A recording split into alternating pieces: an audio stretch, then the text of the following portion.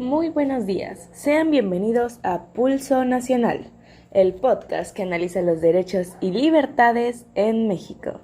Soy la Yetzi y el episodio de hoy es Voces y Silencios, donde abordaremos un derecho fundamental, la libertad de expresión.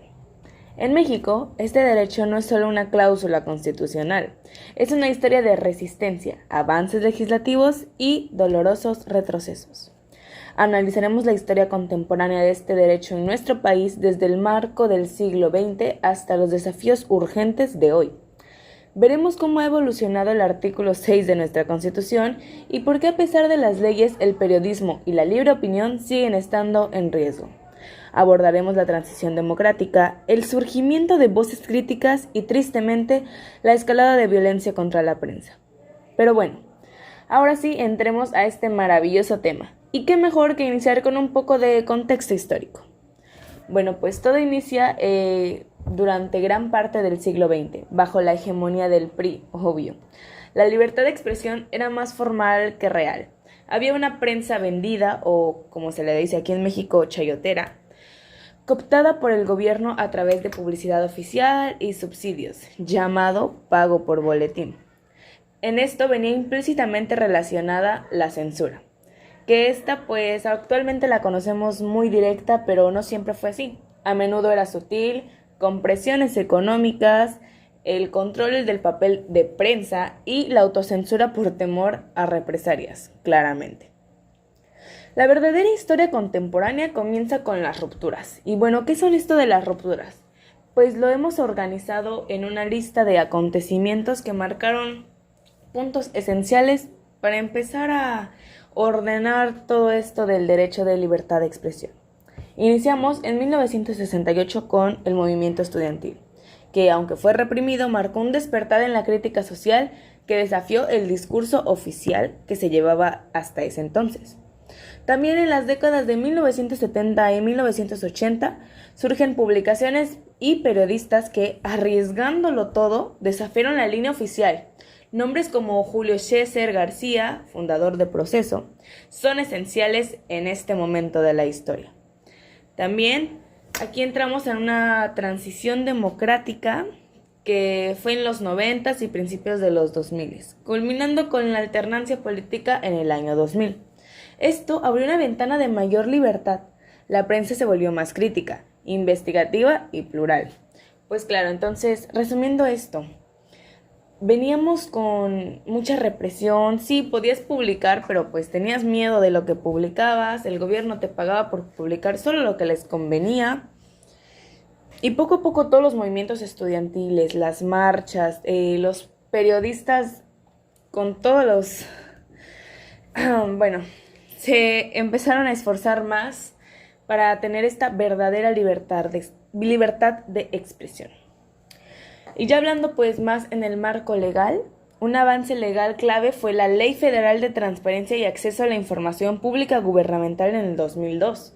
Imagínense, ya hace casi 20 años, que dotó a periodistas y ciudadanos de una herramienta crucial para fiscalizar el poder. Después vino la crisis de violencia y la impunidad. ¡Oh, Dios! Bueno, ahora teníamos un nuevo enemigo. Paradójicamente, mientras la democracia se consolidaba, la libertad de expresión enfrentó un nuevo y mortal enemigo, el crimen organizado y la violencia ligada al narcotráfico, a menudo en complicidad con las autoridades locales. Nada nuevo, la verdad.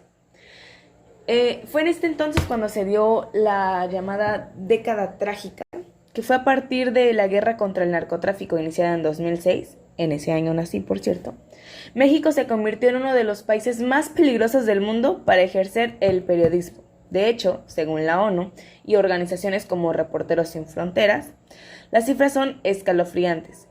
Estas referencias confiables, como el artículo 19 y la Comisión Nacional de Derechos Humanos, documentan cientos de periodistas asesinados y desaparecidos desde el año 2000. 9 de 10 casos permanecen impunes, por cierto. Ante esta crisis, el Estado creó mecanismos de protección, como el Mecanismo de Protección para Personas Defensoras de Derechos Humanos y Periodistas, pero fue hasta el 2012, imagínense. Sin embargo, su eficacia ha sido constantemente cuestionada debido a la falta de recursos, burocracia y la penetración de las redes criminales. Pues sí, esto lo hemos visto con muchas personas que han defendido arduamente, en el caso, por ejemplo, más de los ecosistemas, o también de reporteros de noticias en el que prácticamente desaparecen de la noche a la mañana. Bueno, el resultado directo es el aumento de la autocensura, especialmente en los estados más violentos. Muchas comunidades quedan en el silencio informativo, con graves consecuencias para la vida democrática local.